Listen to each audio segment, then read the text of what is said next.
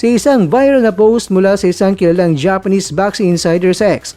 Ang direktang nananawagan na pumasok na sa eksena ang makapangyarihang promoter at manager ng pound-for-pound king na si Naoya Inoue. Walang iba, muli itong si chairman ng Ohashi Boxing Gym na si Hideyuki Ohashi.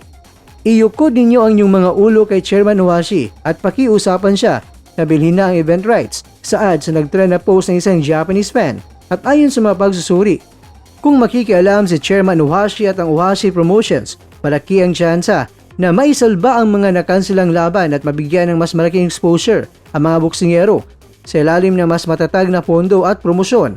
Ang ganitong uri ng pagtutulungan sa pagitan ng mga magkakaribal na paksyon sa Japan ay nagpapakita lamang na mas pinapahalagahan ng komunidad ang kapakanan ng mga atleta kaysa sa politika ng palakasan.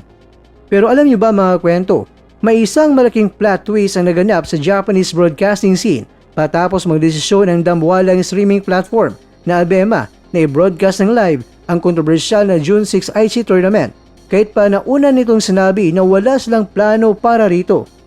At ayon sa ulat ng sikat na Japanese boxing vlogger na si Toki, kasalukuyang luto na ang isang sikretong Ultra C plan upang pagsamahin sa isang gabi ang dalawang naglalakiang laban, ang interim title eliminator ng sikat at kontrobersyal na si Kyunosuke Kamida at syempre itong si Masamichi Yabuki.